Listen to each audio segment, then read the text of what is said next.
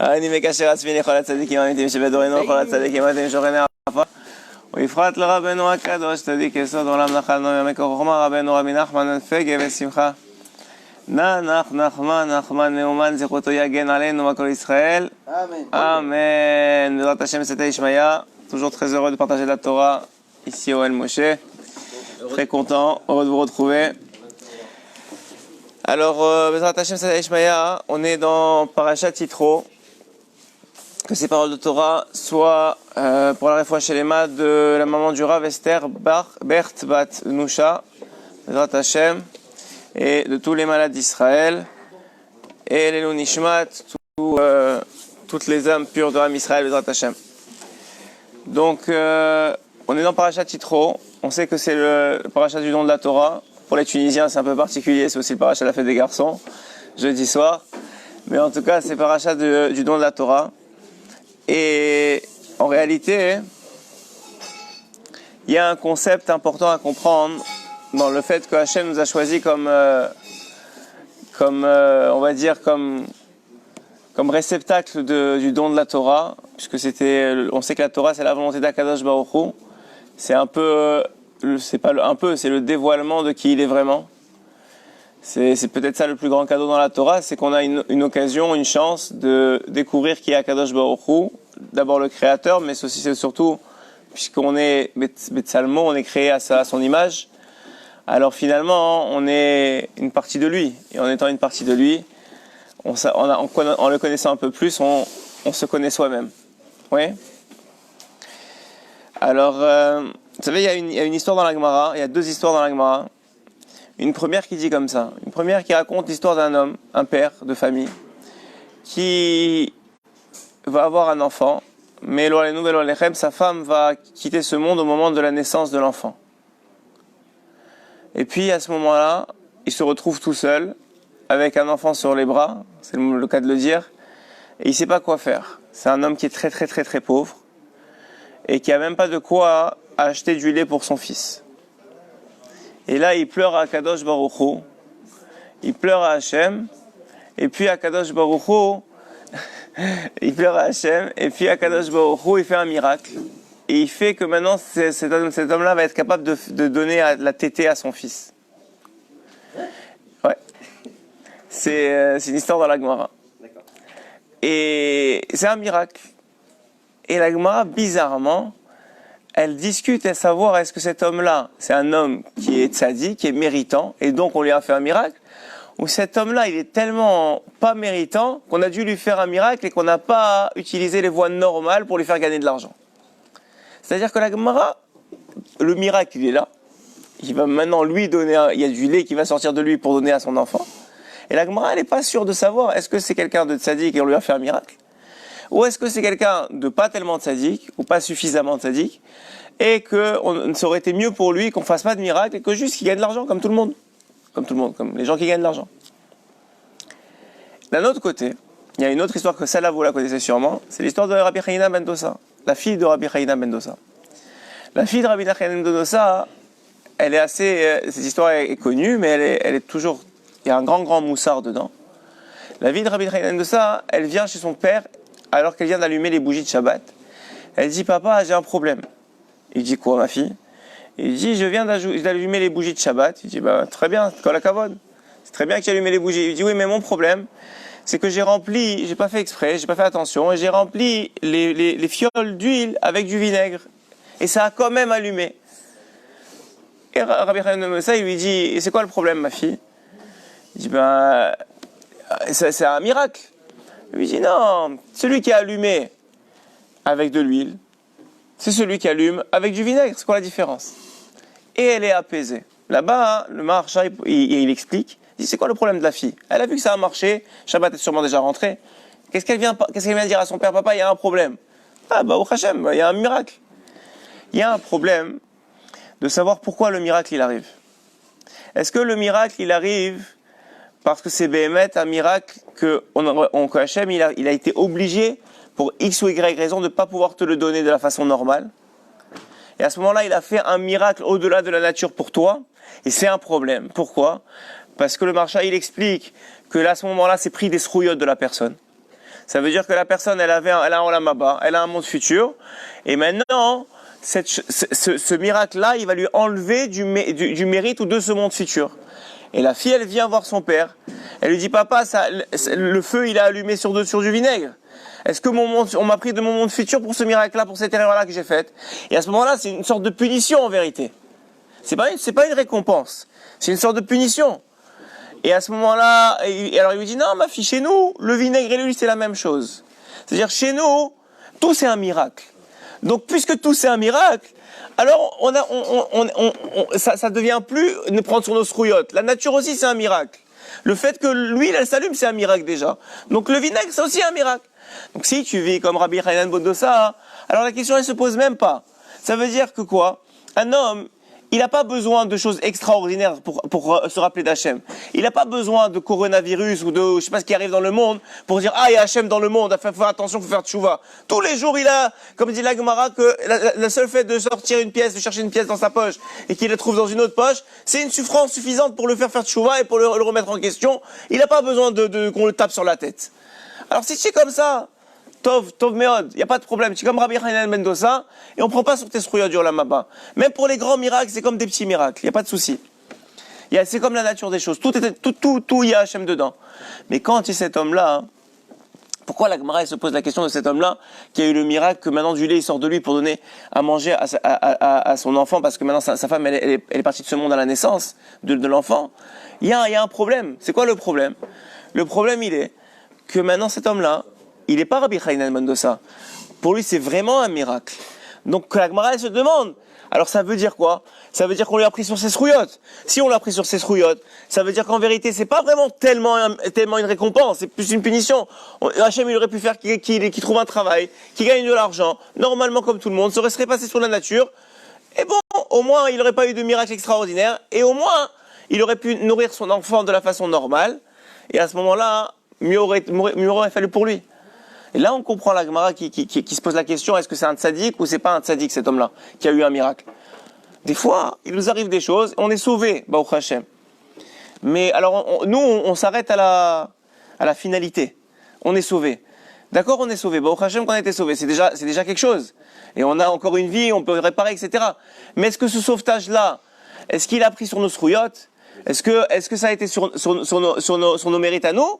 Ou est-ce que ce sauvetage-là, Béhémet, c'est parce que Hachem, pour nous, c'est la nature des choses, et Hachem, il se comporte avec nous comme ça, et il n'y a pas de problème. Et ça, c'est une vraie question qu'un homme doit se poser. Mais généralement, le sauvetage, c'est après beaucoup d'épreuves, après beaucoup de souffrance. Donc, Pas forcément, oui. Ça veut dire que, non, mais quelqu'un, il a été loin de nous, il allait avoir un accident, et grâce à Dieu, à la dernière seconde, ça arrivait. Ouais? D'où ça vient? Ça vient de la mitzvah qu'il a faite, du sahar de la mitzvah qu'il a faite ce matin?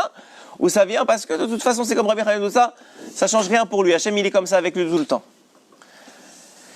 Vous savez, aujourd'hui, beaucoup de monde parle de coronavirus et tout ce qui se passe, et à raison, parce que c'est une vraie chose qui arrive dans le monde, ça arrivait récemment, et ça continue à grossir. Et bon, nous, on s'inquiète pas, on sait que nous, Hachem, il est avec nous, quel que soit qu'il y ait corona ou pas corona, qu'il y ait les bombes ou pas les bombes, nous, on sait qu'Hachem, de toute façon, c'est un miracle chaque jour pour nous. Chaque jour qu'on est ici en Israël, encore plus, ou même n'importe où dans le monde où un juif y vit, c'est déjà un miracle.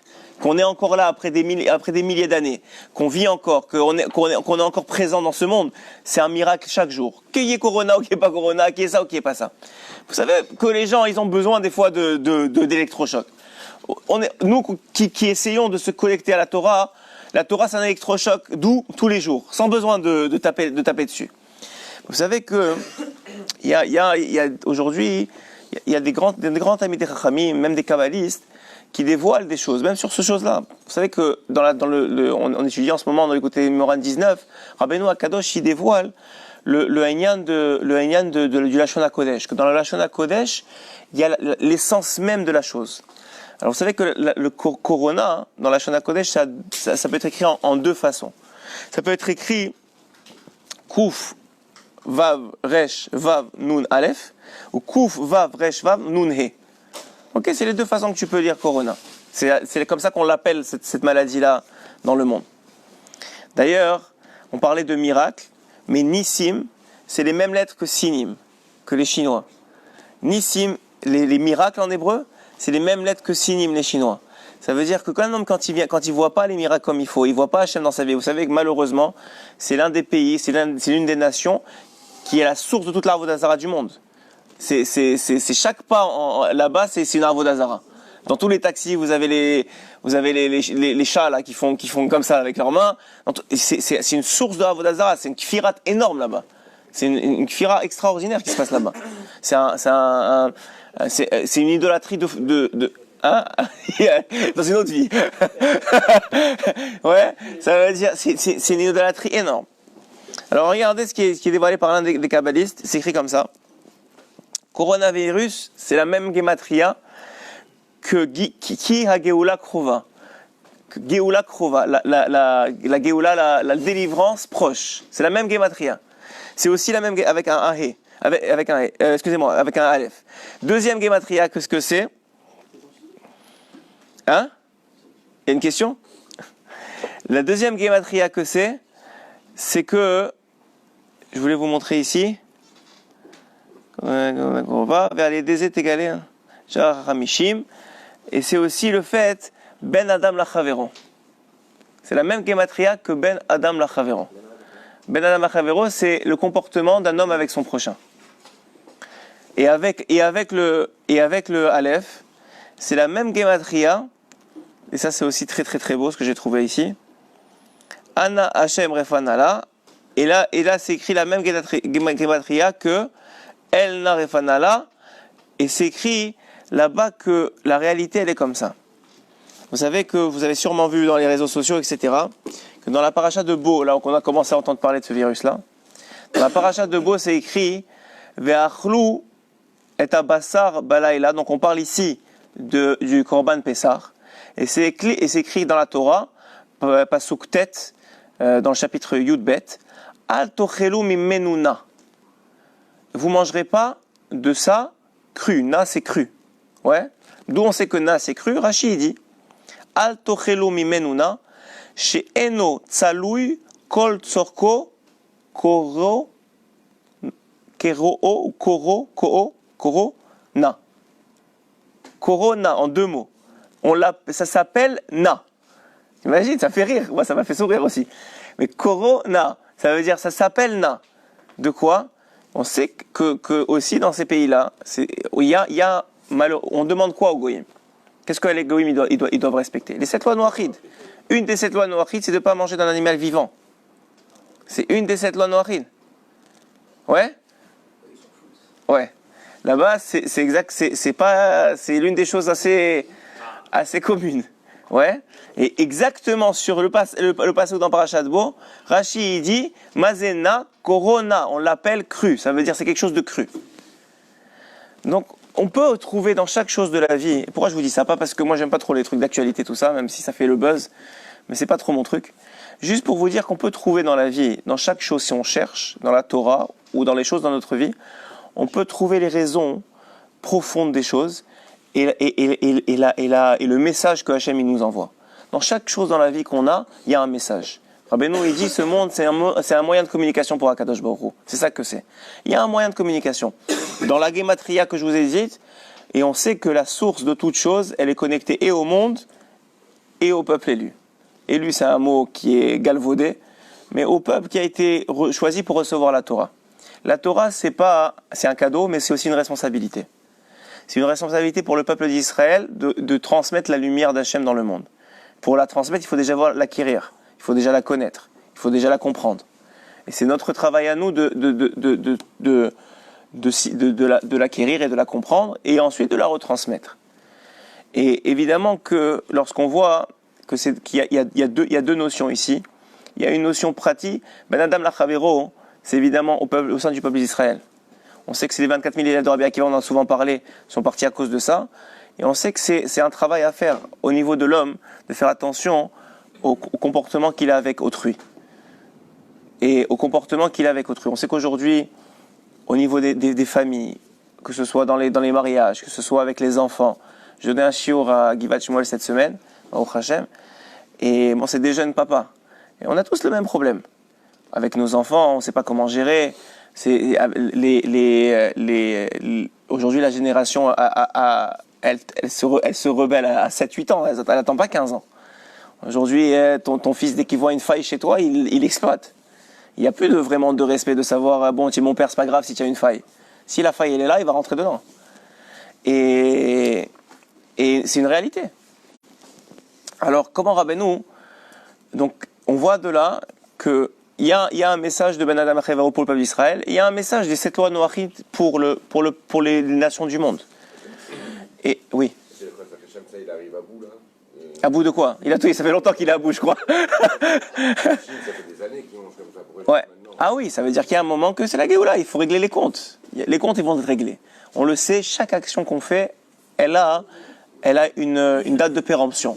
Elle a une conséquence. La conséquence, la miséricorde d'Hachem, c'est pas d'oublier la conséquence. On l'a déjà dit, Rabbi Nathan explique ça. C'est de retarder la conséquence. Le temps que tu fasses tchouva, si jamais tu fais tchouva, ta tchouva va payer la conséquence au lieu de la souffrance. Vous savez, quand on a des problèmes avec Ben Adam Lachavero, ça vient de quoi? On le sait, on l'a dit, on l'a répété, Rabbeinu il en parle beaucoup. C'est une source de gava. On le sait tous.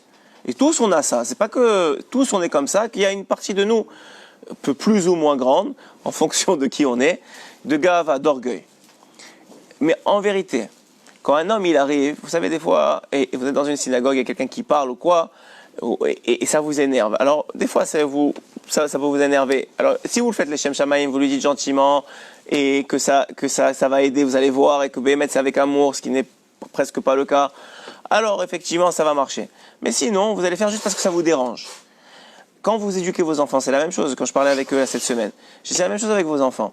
Il y a deux façons d'éduquer. Il y a une éducation parce que ça vous dérange, parce que vous vous voyez dans l'enfant, vous vous projetez dans l'enfant, et ces comportements négatifs vous dérangent, et vous projetez dans vous votre négativité à vous. Et à ce moment-là, ça, c'est un gros problème, parce que tu n'éduques pas l'enfant. Tu gères ton dérangement. Ouais. Ou bien il y a ce qu'on a dit, éduquer l'enfant, et à ce moment-là, si tu éduques vraiment l'enfant, c'est très facile à savoir. T'es pas énervé, t'as pas de mal. Quand tu lui mets une punition, tu lui cries pas dessus. C'est clair, parce que tu le fais pour lui. Donc ça ne te touche pas. On parle de quelqu'un qui est... Bon, Hachem, il a travaillé les étapes. Hein. Mais c'est ça la réalité. Donc c'est sûr que c'est une source de gava. Alors la Gemara, elle dit, tu sais quoi? Quand il t'arrive une souffrance, et un enfant qui te manque de respect, un problème de shalom baït, ou n'importe quoi, un problème avec quelqu'un d'autre, ou bien quelqu'un qui essaie de prier, et le gars il parle à côté de lui, c'est aussi une souffrance. Il y a 3 solutions. La troisième, à mon avis, c'est pas la nôtre. Mais il y a 3 solutions. Non. 3 solutions, ça veut dire peut-être 3 raisons. Il y a 3 raisons. Il y a 3 raisons possibles. Soit parce que c'est parce que ça vient expier tes fautes à toi. Tu as fauté. Ouais. Et ça vient expier tes fautes à toi. Deuxième possibilité, c'est parce que tu as fait bitul Torah. La Gemara elle dit, tu as cherché dans tout ce que tu as fait comme faute et tu n'as pas trouvé, tu es quelqu'un de parfait, tu es Rabbi Yochanan. Ouais. Alors tu as fait bitul Torah. Ça veut dire un jour tu n'as pas étudié assez alors que tu aurais l'occasion d'étudier. Donc déjà entre ces deux-là, on va se trouver nous quelque part. Ouais. Troisième dit la Gemara, si vraiment tu n'as pas trouvé bitul Torah, c'est parce que c'est Be'ava. Hachem il t'aime, il veut donner un plus grand olam haba, et comme c'est tellement parfait, tu fais déjà tellement bien, alors il veut te donner encore plus. Un monde futur, alors il t'a ajouté des souffrances. Bon, oubliez la troisième option, c'est pas la nôtre. Donc il reste 2 options, ouais. Donc, ça veut dire quand ton fils il te répond, c'est à cause de toi. Ok, c'est vrai que lui aussi il a un tikkun, on le sait ça. Mais toi, c'est à cause de toi. C'est soit parce que tu as fait une bêtise, soit parce que tu as fait bitul Torah. C'est un des deux. Donc déjà, ça remet en perspective la situation. Ouais. Déjà, tu te dis, ok, j'ai un peu une part dans l'histoire. Ok? Dans n'importe quel âge. Même, je te parle même pas de ton fils, n'importe qui, n'importe quelle souffrance, quel type de souffrance qui peut t'arriver, c'est les 2 options possibles. Quelqu'un, il remet en perspective. Hein? Qu'est-ce qu'il a dit? Oh, ta femme, oui, bien sûr, ta femme, n'en parlons pas aujourd'hui, on va essayer de se concentrer sur ce qui est plus facile. Ouais, ça veut dire que c'est, moi je te parle même pas, un voisin, n'importe quoi qui t'arrive, c'est pour ces 2 raisons-là. Donc un homme, il a ça en tête, déjà il relativise, il baisse un peu les épaules. Parce que, qu'est-ce qui se passe? Pourquoi tu t'énerves contre ton fils si tu t'énerves pas contre le gars qui t'a mal parlé au boulot ou contre ton patron? Tu as envie de t'énerver, c'est juste que ton fils, tu as l'impression que tu vas avoir une shlita sur lui, tu vas avoir un pouvoir sur lui, ouais. Donc tu l'utilises, mais en vérité c'est en toi, c'est une réalité qui est en toi. C'est comme le gars il va dire si c'est comme ça alors je vais pas me marier, je vais pas avoir d'enfants, etc. Mais qu'est-ce que ça change? C'est en toi. C'est juste une révélation de ce qui est en toi. Ça veut dire que tu arrives à 120 ans, si tu ne te maries pas, si tu n'as pas d'enfant, ou si tu travailles pas, ou si tu restes cloîtré, tout ce qui va arriver c'est que tu l'auras en toi à 120 ans. C'est tout. tu n'auras pas travaillé dessus. Donc Hachem, il veut que tu travailles dessus, donc il met des éléments dans ta vie pour le travailler. Maintenant, Rabbeinu, ça c'est le problème. Vous savez que Rabbeinu, et c'est ça la beauté de la Torah de Rabbi Nachman, c'est que les problèmes c'est bien, mais il faut des solutions. Alors Rabbeinu, il dit comment faire pour faire une solution. Premièrement, quand un homme, et c'est très beau parce que j'ai trouvé, on a beaucoup parlé de ça avant le shiur c'était mardi, en tout cas lundi soir, et on a décortiqué. En vérité, un homme, premièrement, quand par exemple il s'énerve, etc., il sait que c'est pas bien. Il s'est énervé contre son fils, ou pire, en tout cas, il y a eu un conflit. Ça met une mauvaise ambiance dans la famille. Lui-même, il sait que c'est pas bien, ouais.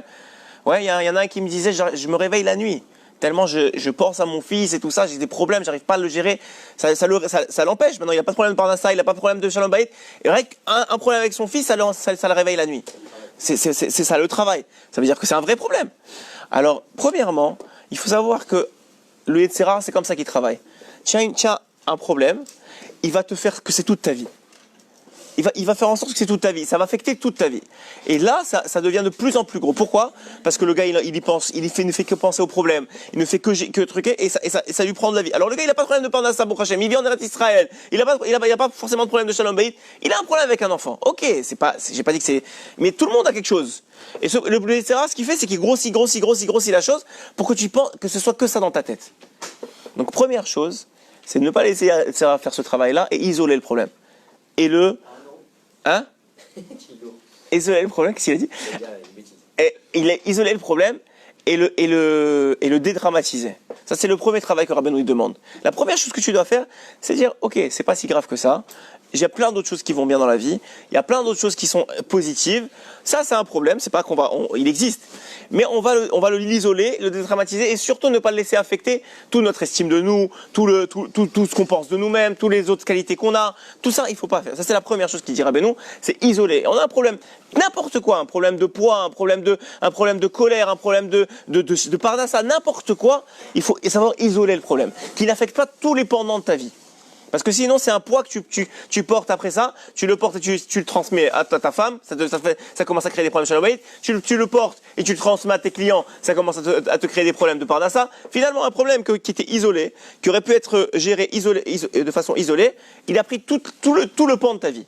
Première chose qu'il dit Rabbeinu, isole le problème. Deuxième chose que dit Rabbeinu à Kadosh, c'est une fois que le problème il est isolé, c'est maintenant chercher la source. Parce que si tu ne regardes que le problème, il va grossir, et tu vas pas voir la solution parce que tu es dans le problème. Par exemple, quelqu'un il a un problème de colère, on a dit, le problème c'est pas la colère, le problème c'est la gava qu'il y a derrière. Ça veut dire que l'individu, il a une gava premièrement, par exemple avec son fils, que lui, il est élitiste, il a toujours été élitiste, il a été éduqué comme ça, il comprend pas que son fils soit pas comme ça. Par exemple, c'est un exemple. Il comprend pas que son fils il réussit pas comme lui il a réussi. Il comprend pas que lui il respecte pas comme lui il a respecté. C'est une forme de gava, c'est une des moins grandes formes, la vérité, parce qu'il y a des formes de gava beaucoup plus graves, où le gars il veut montrer qu'est-ce qu'il a, et on connaît ces gens-là. On parle de gens, c'est une gava que tout le monde a en vérité, que son fils, tu veux une réussite. Pourquoi quand le fils de quelqu'un d'autre il saute dans la synagogue, ça te dérange pas tellement, et quand le tien il saute, il faut que tu l'attrapes et que tu le mettes à côté de toi? Ouais, parce que ça te touche à toi, c'est normal. Mais encore une fois, il y a la conséquence qu'il faut gérer, et il y a l'effet que ça a sur toi.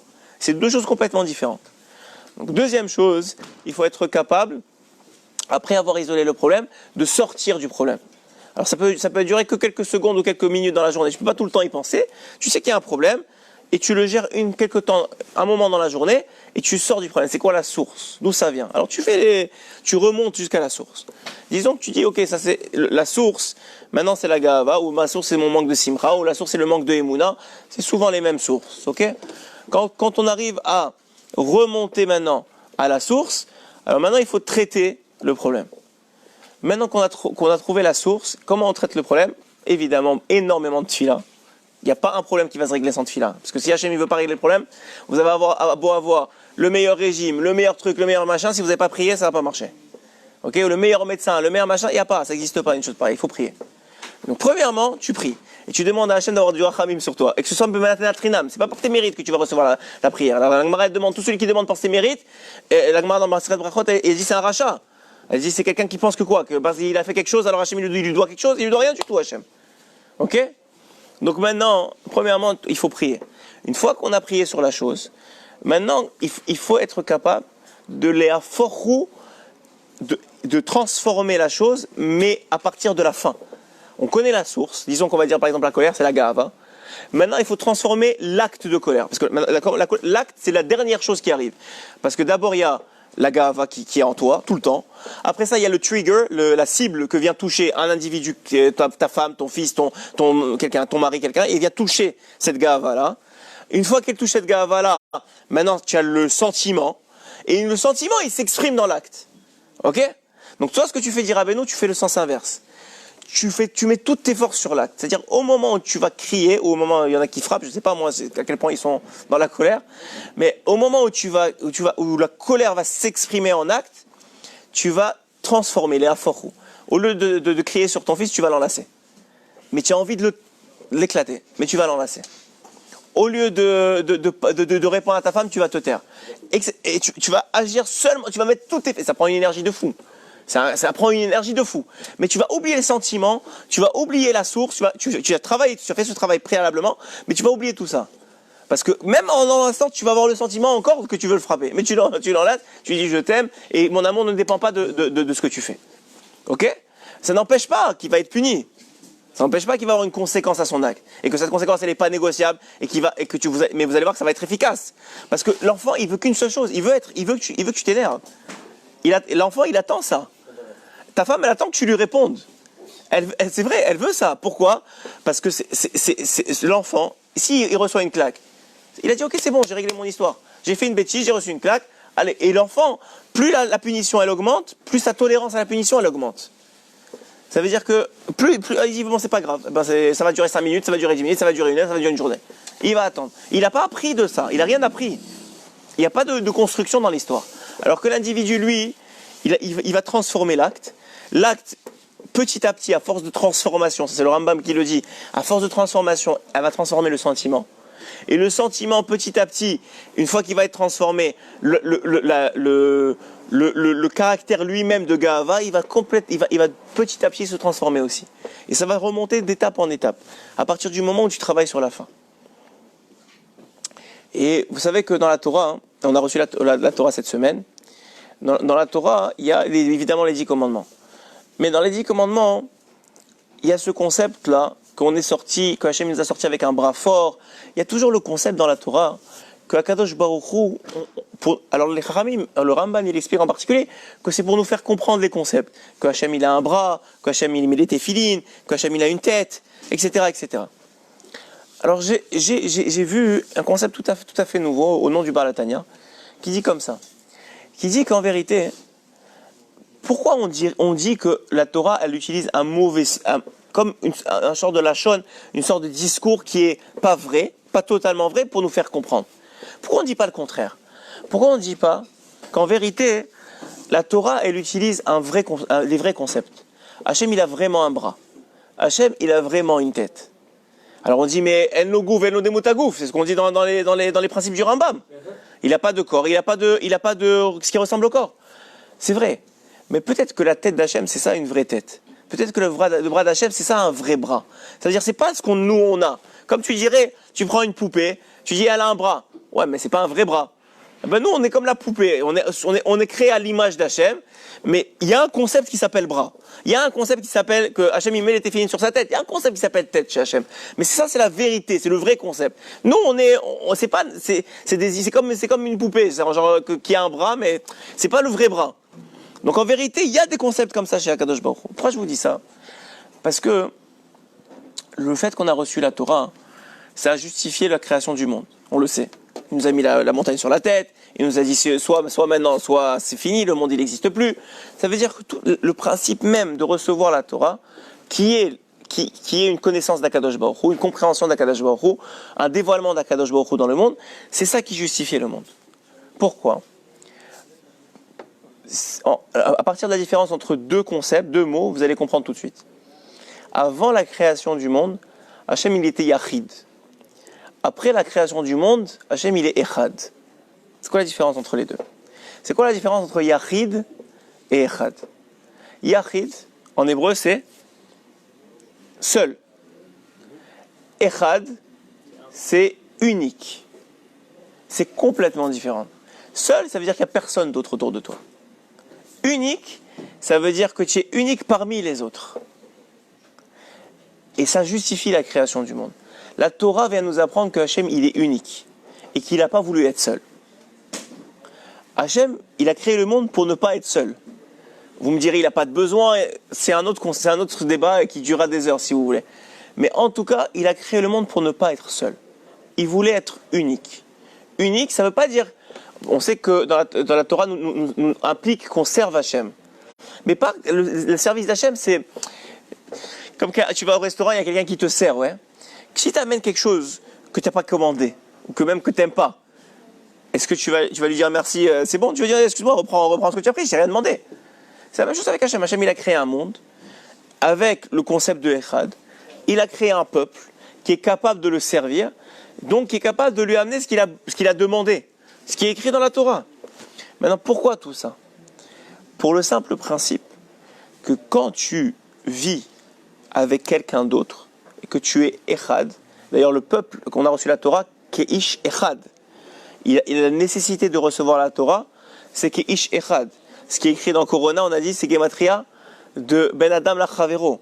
Ce qui manque, c'est Keish Echad, c'est d'avoir un peuple uni. Ouais, un peuple qui fait un. Pourquoi? Parce que ce concept de unité du peuple d'Israël, il rappelle ou il imite le concept d'unité d'Akadosh Baruch Hu. Et ce concept d'unité d'Akadosh Baruch Hu, c'est la raison même de la création du monde. Que Hachem, il a créé un monde pour être Echad, mais la beauté, c'est qu'à la fin, il ne sera pas Echad tout seul, il sera Echad avec nous. Et c'est ça, le but final. Pourquoi toutes ces maladies, pourquoi toutes ces souffrances? Parce qu'il veut à la fin être Echad avec nous. Et pour être Echad avec Hachem, il faut être aussi parfait qu'Akadosh Baruch Hu. Parce que Hachem, il est parfait. Donc il y a un travail à faire pour se perfectionner. Ce travail-là, c'est un cadeau.